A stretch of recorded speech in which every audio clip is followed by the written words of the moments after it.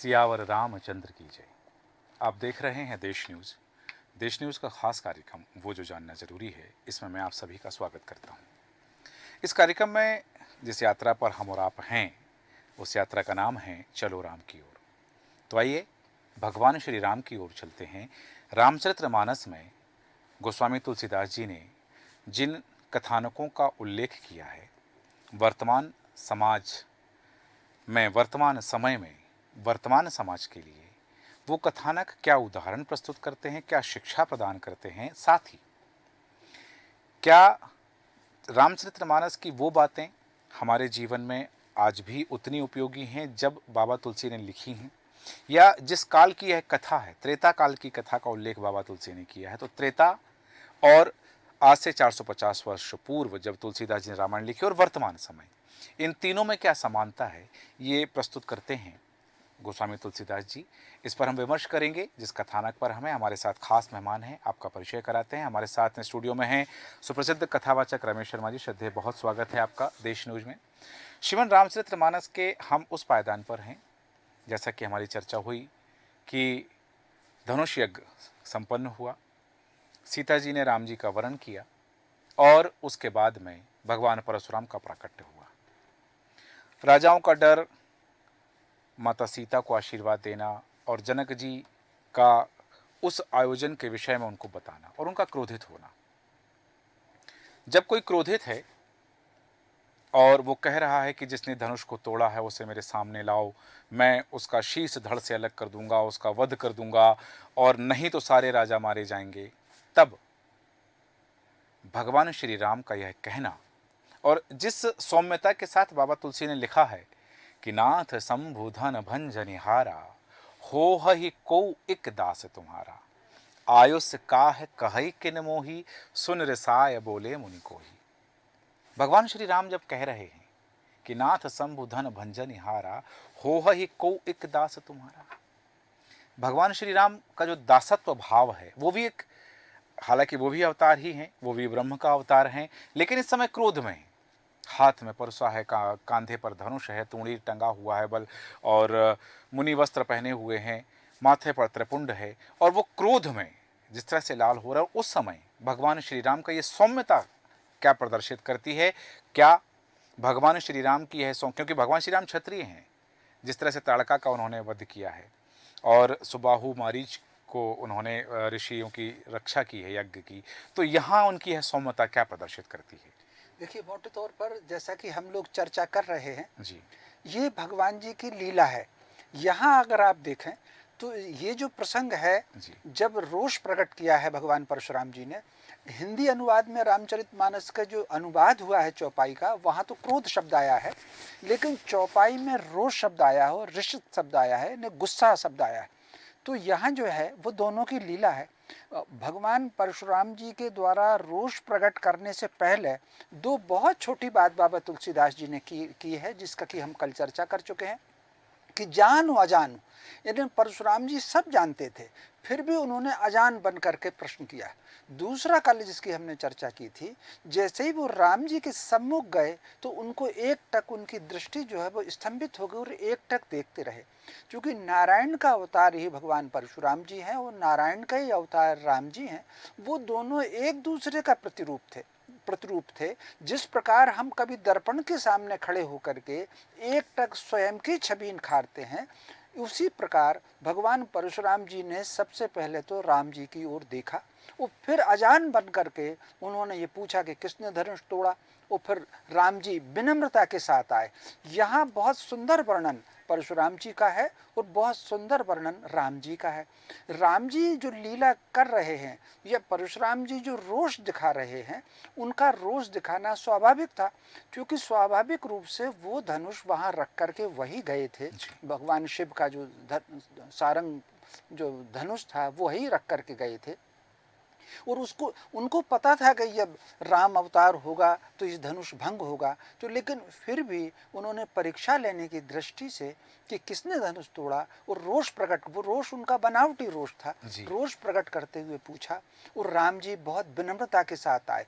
यहाँ बाबा तुलसीदास जी ने वर्णन किया है राम जी का, जब वो आए हैं भगवान परशुराम जी के सामने, तो उनको ना तो हर्ष है और न किसी प्रकार का विषाद है।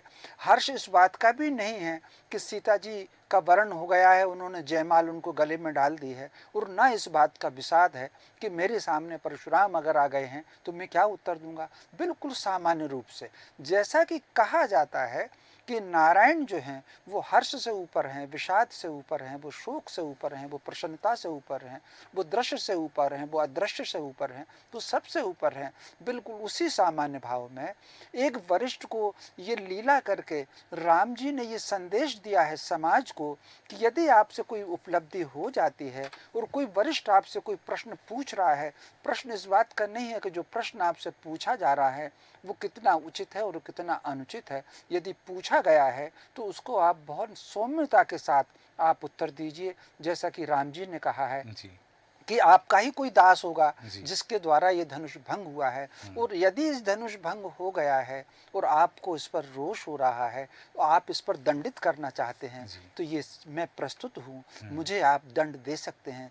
ये जो विनम्रता उन्होंने दिखाई है राम जी ने, कहीं ना कहीं वरिष्ठ जनों के सामने वर्तमान पीढ़ी किस प्रकार विनम्रता के साथ प्रस्तुत हो, ये राम जी और भगवान परशुराम जी के बीच के इस संवाद का संदेश है। बिल्कुल जी। उत्तम बात आपने कही कि कैसे संवाद होना चाहिए। जब कोई वरिष्ठ वहाँ हमारे सामने उपस्थित हो और कोई उपलब्धि हासिल कर ली हो, तो वह विनम्रता नहीं जाना चाहिए। जैसा कि भगवान श्री राम जी ने कहा कि नाथ संबुधन भंजन हारा हो है कोई दास तुम्हारा, लेकिन यहाँ जब भगवान श्री राम खुद को उनका दास बता रहे हैं, तो भगवान परशुराम जी यहाँ सेवक के कार्य बता रहे हैं कि सेवक सो जो करे सेवकाई, अरि करनी कर करिए लड़ाई, और सुनहु राम जहि सेवधन तोरा, सहस बाहु सम सो रिपु मोरा। तो वो जानते हैं परशुराम जी, जैसा आपने उल्लेख किया कि वो जान और अजान का शब्द का आपने उल्लेख किया है। परशुराम जी जानते हैं कि राम अवतार है और भगवान श्री राम के बिना इस धनुष का खंडन कोई नहीं कर सकता। तब परशुराम जी का यह कहना कि सहस बाहु सन सो रिपु मोरा और सेवक सो जो करे सेवकाई, क्या वो भगवान श्री राम को ये बताना चाहते हैं कि तुम सेवक नहीं हो? यहाँ भगवान परशुराम जी राम जी की दूसरी परीक्षा ले रहे हैं। जी। सामान्य तौर पर कई बार ऐसा होता है, छोटों से कोई त्रुटि होती है, छोटों से कोई काम होता है तो बड़े पूछते हैं, तो छोटे मन के भीतर कुटिलता रख करके बाहर जो प्रदर्शन करते हैं व्यवहार का, सौम्यता का, और बात को टालना चाहते हैं। तो दूसरा कठोर वचन दे करके भगवान परशुराम जी ने ये जानना चाहा है, समाज को ये संदेश दिया है। यहाँ मैं फिर इस बात को दोहराता हूँ, वो दोनों एक दूसरे का प्रतिरूप हैं, सब लीलाएं वो जान रहे हैं। वो केवल बाबा तुलसीदास जी ने इस प्रसंग का जो वर्णन किया है, तो और कठोर वचन कह करके भगवान परशुराम जी ये जानना चाह रहे हैं कि राम जो विनम्रता प्रस्तुत कर रहे हैं, जो कह रहे हैं कि इस आपका सेवक हूँ, उसमें कितनी सत्यता है, क्या वो दिखावटी बनावटी है, या ये बात, ये विनम्रता हृदय के भीतर से आ रही है। और फिर उन्होंने डांटते हुए कहा कि वो सहस्त्रबाहु के समान मेरा शत्रु होगा।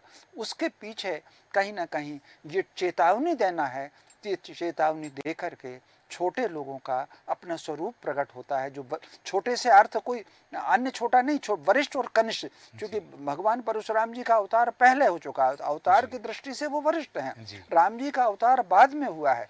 तो यहाँ पर ये जो संदेश राम जी ने दिया है कि हमेशा कनिष्ठ जनों को, अनुजों को, छोटे भाइयों को, नई पीढ़ी के नौजवानों को ये वरिष्ठों के सामने सदैव विनम्रता के साथ ही करना चाहिए। वो अगर डांट भी रहे हैं तब भी छद्म विनम्रता होगी तो वो 2-3 डांट में हट जाएगी सामने से, और मौलिक विनम्रता होगी, कितनी ही डांट हो मौलिक विनम्रता बनी रहेगी। इसीलिए राम जी ये लीला करके समाज को विनम्र बनने का संदेश दे रहे हैं। बिल्कुल, बहुत उत्तम बात कही कि ये जी वह जो विनम्रता है वह बनावटी है या विनम्रता का आवरण है, तो क्रोध के आगे एक बार, दो बार, तीन बार के बाद वह आवरण हट जाएगा।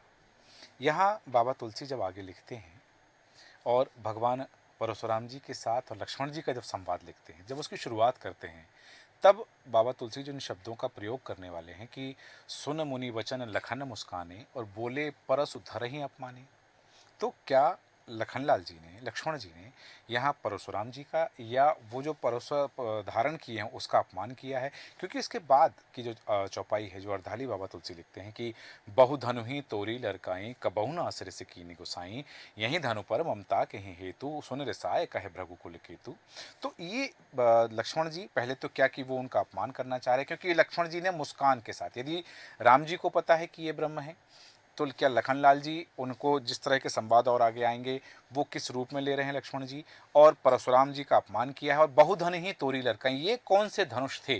क्योंकि जब रामचरितमानस हम पढ़ते हैं या वाल्मीकि जी की रामायण पढ़ते हैं, अन्य रामायण पढ़ते हैं, तो बहुत सारी रामायण में इस बात का उल्लेख नहीं है कि लक्ष्मण जी ने बचपन में वो कौन सी धनुष तोड़े थे जिनके तोड़ने पर भगवान परशुराम को गुस्सा नहीं आया था।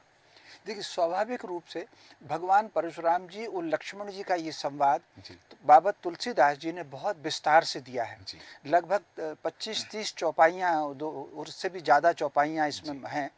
तो लेकिन वाल्मीकि रामायण में लक्ष्मण जी का और परशुराम जी का संवाद नहीं है। अब प्रश्न ये है कि लक्ष्मण जी भी साधारण नहीं है, वो शेषावतार हैं। शेषावतार को एक प्रलय से दूसरी प्रलय बिल्कुल साफ दिखती है। शेष जो हैं नारायण की सैया हैं, भगवान परशुराम जी स्वयं नारायण का अवतार हैं। तो स्वाभाविक रूप से ये संभव नहीं है कि भगवान नारायण ने लक्ष्मण जी को ना पहचाना हो या लक्ष्मण जी ने भगवान परशुराम जी को ना पहचाना हो। स्वाभाविक रूप से बाबा तुलसीदास जी ने यहाँ जो इस संदेश को वृतांत देकर के जो संदेश देने का प्रयत्न किया है, उसके पीछे कहीं ना कहीं जो छोटे लोग होते हैं, बालपन होता है, तो बालपन में कोई शरारत किसी बड़े के साथ अगर करता है तो वो शरारत की विधि क्या हो सकती है। स्वाभाविक है, भगवान लक्ष्मण जी ने धनुष बाण का जब अभ्यास अपने गुरु वशिष्ठ जी के आश्रम में और उसके बाद विश्वामित्र जी के साथ जो अभ्यास किया है, स्वाभाविक रूप से कई धनुष उसमें टूटे होंगे।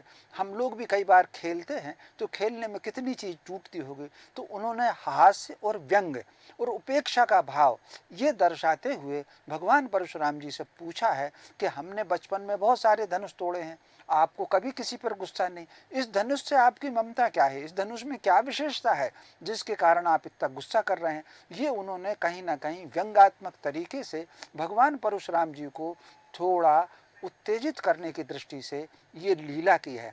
भगवान परशुराम जी उत्तेजित हुए हैं, लेकिन उनकी उत्तेजित होना भी लीला है। लक्ष्मण जी का ये उनको उत्तेजित करना ये भी लीला है। ये भी एक समाज को संदेश है कि मान लीजिए अगर छोटे हैं, जो बच्चे हैं, वो अगर व्यंग कर रहे हैं तो बड़ों को डांटना बहुत चाहिए। पूरे प्रसंग में परशुराम जी ने केवल डांट ही डांट लगाई है। वो चाहते तो उनका परशु चल जाता। उनके हाथ में विष्णु धनुष भी था, विष्णु धनुष भी अमोघ है, परशु भी अमोघ है, लेकिन वो भी ये शरारत करते रहे, व्यंग्य करते रहे तो लक्ष्मण जी, और उसके ऊपर डांट ही लगाते रहे परशुराम जी। ये प्रसंग जो है ये हमेशा ऐसा दोनों के बीच में बहुत लंबा चला है। बिल्कुल, आपने कहा कि वो डांट लगाते रहे हैं, वो क्रोध करते रहे हैं। उन्होंने कहा कि रे न बालक काल बस बोलत तो ही न संभार, और धनु ही समत्र पुरार धन विदित सकल संसार। अब जैसा कि आपने उल्लेख किया कि एक बालक के लिए सभी धनुष समान होते हैं, कि लखन लाल जी ने कहा, लक्ष्मण जी ने, कि लखन कहा हंस हमरे जाना, सुनहु देव सब धनुष समाना, का क्षति जान लाभ जून धनु तोरे, और देखा राम नयन के भोरे। अब यहाँ एक बात आती है कि बाबा तुलसी लिख रहे हैं कि लखनलाल जी कह रहे हैं परशुराम जी से कि छुअत टूट रघुपतहि न दोषु, मुनि बिन काज करी कत रोसु। वो जान रहे हैं कि परशुराम जी क्रोध में हैं, और वो बता रहे हैं कि धनु ही समत्र पुरार समय विदित सकल संसार। तब वो कह रहे हैं कि राम जी के छूते ही टूट गया। क्या धनुष इतना जीर्ण था, या लक्ष्मण जी भगवान परशुराम जी को चिढ़ाने के लिए ही इस तरह की बातें कर रहे कि आपका जो धनुष था वो तो वैसे ही पुराना हो चुका था कि जीर्ण शीर्ण हो गया था, राम जी ने छुआ और टूट गया। ये जो संवाद है ये मुनिवर को या परशुराम जी को जो है वो और उग्र कर रहा है। तो लक्ष्मण जी चाहते हैं कि परशुराम जी और उग्र हों। निश्चित रूप से ये जो लीला है वो लीला उनको निरंतर उग्र करने की, उनको रोषपूर्ण करने की। यहाँ एक बहुत बारीक बात है, इस पूरे प्रसंग में बाबा तुलसीदास जी ने लिखा है कम से कम 4 या 5 बार पूरे प्रसंग में, लक्ष्मण जी और भगवान परशुराम जी के संवाद में चौपाई में बाबा तुलसीदास जी ने रोष शब्द का ही उपयोग किया हुआ है। उन्होंने कोप का और क्रोध का उपयोग नहीं किया हुआ। यहाँ ये समझने और समझाने की भी चीज है, परशुराम जी जो गुस्सा तो कर रहे हैं लक्ष्मण जी पर, लेकिन उनको जो गुस्सा कर रहे हैं वो उनको चुप करने के लिए, शांत करने के लिए, या मान लीजिए कोई शैतान बालक है तो उस शैतान बालक को शांत और अनुशासित करने के लिए उस, तो ये जो है सारा परशुराम जी का उद्देश्य वही है। ये जो गुस्सा है, ये गुस्सा 3 प्रकार का होता है। गुस्सा सतोगुण भी होता है, गुस्सा रजोगुण भी होता है और गुस्सा तमोगुण भी होता है। गुस्सा जब सतोगुण में होता है तब उसे रोष कहा जाता है। जिस प्रकार माता कई बार चांटा भी लगाती है अपने बालक को, लेकिन उस चांटा लगाने में, या गुरु कई बार डांटता भी है, दंड भी देते हैं गुरुदेव, तो उसके पीछे अपने शिष्य का या माता का, अपने पुत्र का अहित करना नहीं होता। वो कहीं ना कहीं गुरु उनको पाठ याद कराना चाहता है, माता अनुशासन में लाना चाहती है, तो उस दंड के पीछे हित होता है। तो इसीलिए माँ का गुस्सा और गुरु का गुस्सा सतोगुणी होता है और इसे रोष कहा जाता है। दूसरा गुस्सा रजोगुणी होता है, जो राजा को आता है और पिता को आता है, इसे कोप कहा जाता है। राजा अगर कोप करेगा तो कहीं ना कहीं उसमें लाभ हानि का कोई ना कोई गणित छुपा हुआ होता है।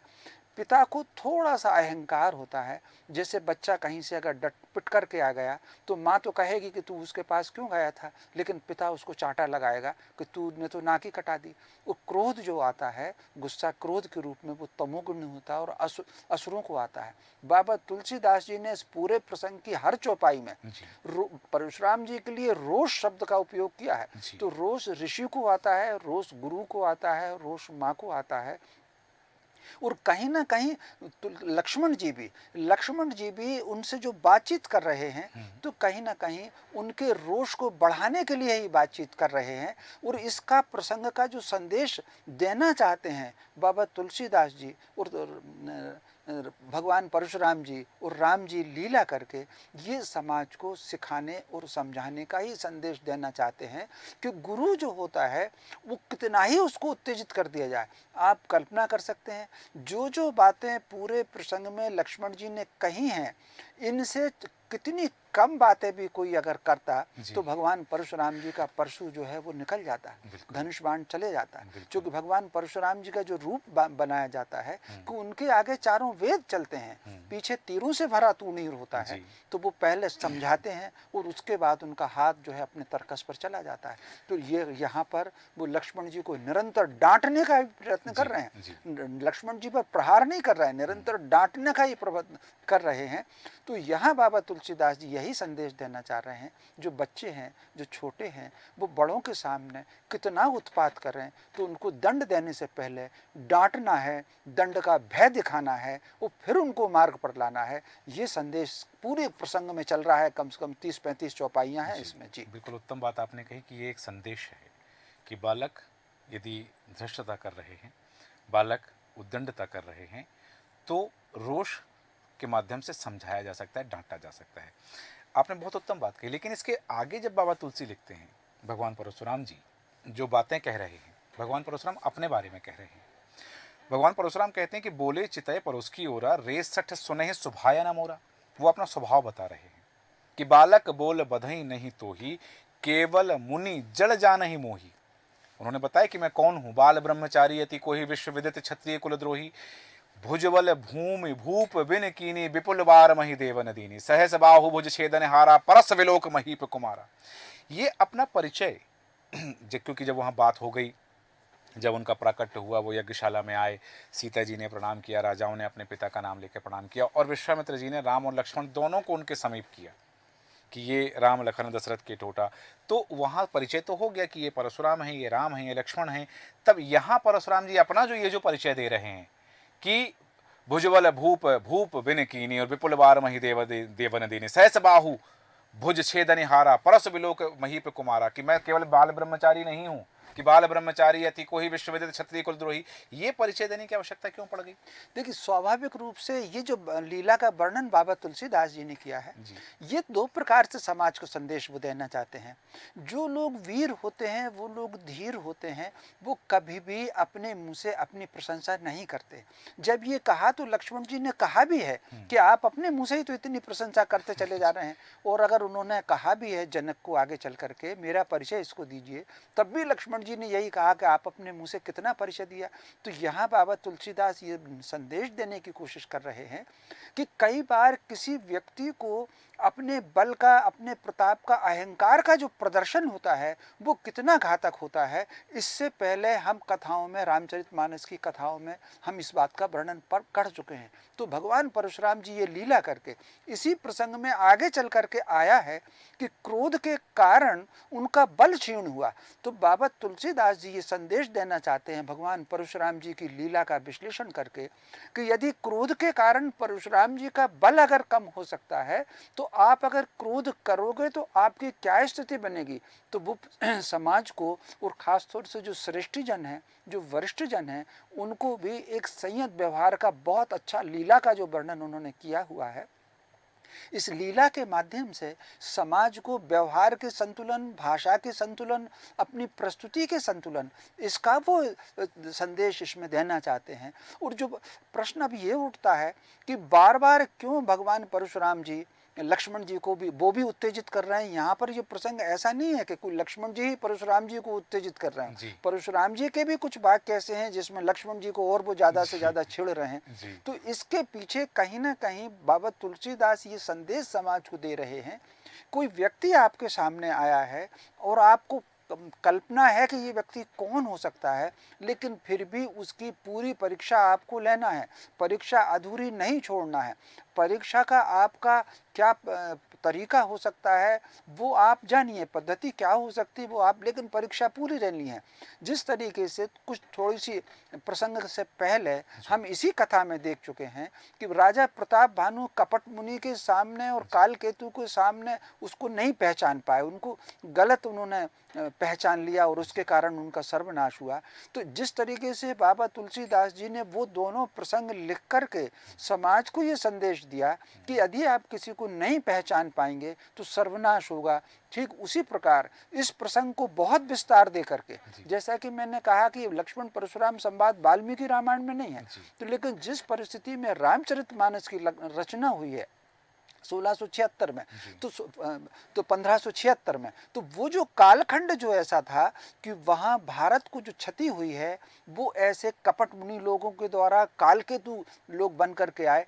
इसीलिए बाबा तुलसीदास ने इस प्रसंग का विस्तार दे करके समाज को ये संदेश दिया है कि आपके सामने जो हों वो सत्य दिख भी रहे हों, फिर भी एक आंख बंद करके उन पर विश्वास ना करें, उनकी परीक्षा लें, वो परीक्षा लेकर के फिर कुछ निर्णय करें। ये इसी प्रसंग में हम आगे देखेंगे कि जो दोनों का निर्णय है। तो यहाँ पर भगवान परशुराम जी परीक्षा ले रहे हैं और दूसरा संदेश परशुराम जी ये दे रहे हैं कि वो नारायण के अवतार हैं, उसके बाद भी अगर आवेश में बड़ी देर तक रहेंगे तो बल क्षीण होगा। ये इसी आगे की चौपाइयों में लिखा है। तो ये दो संदेश समाज को इस प्रसंग से हैं। बिल्कुल उत्तम बात आपने कही कि समाज को दो संदेश हैं कि यदि कोई क्रोधी है, कोई बलशाली है, तो यदि वह निरंतर कोप करता है, निरंतर रोष करता है, क्रोध में रहता है, तो उसका बल क्षीण होता है।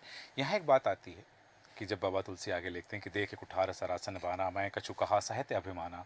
लखनलाल जी कहते हैं कि मैंने अभिमान के वश यदि कुछ कह दिया है, क्योंकि मैंने सरासन देखा है, आपका तुनीर देखा है, धनुष देखा है, परशु देखा है, तो शायद मैंने ये देख करके कुछ अभिमान से कह दिया हो। और उन्होंने कहा कि भृगुसुत समुझ जनेऊ बिलो की, जो कछु कहु रहु रिसरो की। मैंने आपके कांधे पर जनेऊ देखा है, आपको भृगुसुत समझा है, आपको मुनि समझा है, तो मैंने क्रोध रोक करके कुछ कहा है। यहाँ एक बात जो बाबा तुलसी लिख रहे हैं कि सुर महिसुर हरिजन अरुगाई, हमरे कुल इन पर ना सुराई। ये जो संदेश है, क्योंकि तत्कालीन व्यवस्था यदि हम देखें, क्योंकि यहाँ लक्ष्मण जी क्षत्रिय परिवार से हैं, क्षत्रिय कुल से हैं और राजकुमार के परिवेश में है वहाँ पर, और वो परशुराम जी से जब कह रहे हैं कि सुर महिसुर हरिजन अरुगाई, हमरे कुल इन पर ना सुराई, तो ये जो संदेश है, ये तत्कालीन व्यवस्था रही होगी क्या उस समय जब बाबा तुलसी ने रामायण लिखी है? देखिए, निश्चित रूप से उस समय की व्यवस्था के साथ-साथ ये आज के समाज के जो राजनयिक हैं, जो व्यवस्थाओं का संचालन करते हैं, ये चूँकि व्यवस्थाएँ बदल गई हैं, उस समय राजन्य हुआ करते थे, राज्य व्यवस्था हुआ करती थी, ये प्रजातंत्र में भी श्रेष्ठीजन होते हैं, मंत्री होते हैं, कलेक्टर होते हैं, मुख्यमंत्री होते हैं। तो ये जो संदेश उनको दिया हुआ है कि राजन्य जो होते हैं, जो भी राजपुरुष होते हैं, वो राजपुरुष आज के हों या उस समय के हों, उनको सबसे पहले तो ऋषियों की जो योग्य व्यक्ति हैं, जो ज्ञानी व्यक्ति हैं, उनका सम्मान करना चाहिए। जो गाय है, उसका सम्मान करना चाहिए। यानी जिनके कारण व्यवस्था संचालित हो रही है, जो ज्ञानी जन है, जो ऋषिगण हैं, जो मुनिजन हैं, और उस समय चूँकि ब्राह्मण भी ज्ञानी हुआ करते थे, तो ज्ञानी जनों को धरती को किस तरीके से हमको सुरक्षा करना है, तो पर्यावरण किस तरह, धरती की सुरक्षा पर्यावरण से होगी। तो राजन्यों को जो संदेश इस बात का है कि ज्ञानी जनों को, श्रेष्ठ जनों को, वरिष्ठ जनों की रक्षा की जाना चाहिए, गाय की रक्षा की जानी चाहिए, धरती की रक्षा की जाना चाहिए। धरती की रक्षा अन्य पर्यावरण है। तो लक्ष्मण जी ये कह रहे हैं कि हमारे कुल में, हमारे राज्य में हम इन चीज़ों को ध्यान में रखते हैं, इसलिए आपसे हम कुछ नहीं कह रहे हैं, और अगर मैंने कुछ कहा हो तो आप उसके लिए क्षमा भी करिए। ये उल्लेख लक्ष्मण जी के मुंह से कहलवा करके बाबा तुलसीदास उस समय के राजन्यों को और आज के राजन्यों को व्यवस्था सुधार का संदेश देना चाह रहे हैं, और मैं समझता हूँ रामचरितमानस का ये संदेश हमको मानना चाहिए। बिल्कुल, उत्तम बात आपने कही कि जैसा कि लखनलाल जी कह रहे हैं कि सुर महिसुर हरिजन अरुगाई, हमरे कुल इन पर नसराई। लखनलाल जी कह रहे हैं कि बधे पाप अपकीरत हारे। यदि आप इन लोगों का वध कर दिया जाए तो पाप मिलेगा, यदि इनसे हार जाएं तो अपकीर्ति होगी। और वहाँ जो कहा कि मारत हूँ पाप अरे तुम्हारे, तुम भले ही मारो लेकिन मैं तुम्हारे पैर पड़ता हूँ, तुम्हारे चरण स्पर्श करता हूँ। तो ये जो संदेश है, जैसा आपने कहा कि श्रेष्ठी जनों के लिए है, राजनायकों के लिए है कि किस तरह से परिवेश होना चाहिए, सृष्टि की रक्षा होना चाहिए, पृथ्वी की रक्षा होना चाहिए। बहुत उत्तम बात आपने कही। हालांकि ये प्रसंग ऐसा है जिसकी चर्चा एक दिन में तो संभव नहीं है, निरंतर हम इस पर चर्चा करेंगे। चूंकि अभी समय की सीमा है, चर्चा को हम विराम देंगे। आपका बहुत धन्यवाद, बहुत आभार हमारे दर्शकों को सारगर्भित जानकारी देने के लिए कि लक्ष्मण परशुराम संवाद, राम लक्ष्मण और परशुराम जी का संवाद हमारे लिए क्या संदेश उपस्थित करता है। लखनलाल जी कौन है, राम जी कौन है, परशुराम जी कौन है, फिर इनके बीच में इस तरह का जो संवाद है वह संदेशप्रद है और वो संदेश हमें ग्राह्य करना चाहिए। कल पुनः लक्ष्मण जी, परशुराम जी और राम जी के बीच का जो संवाद है, जो वार्ता है, उस पर हम विमर्श करेंगे। आप बने रहें देश न्यूज के साथ। नमस्कार। सियावर रामचंद्र की जय।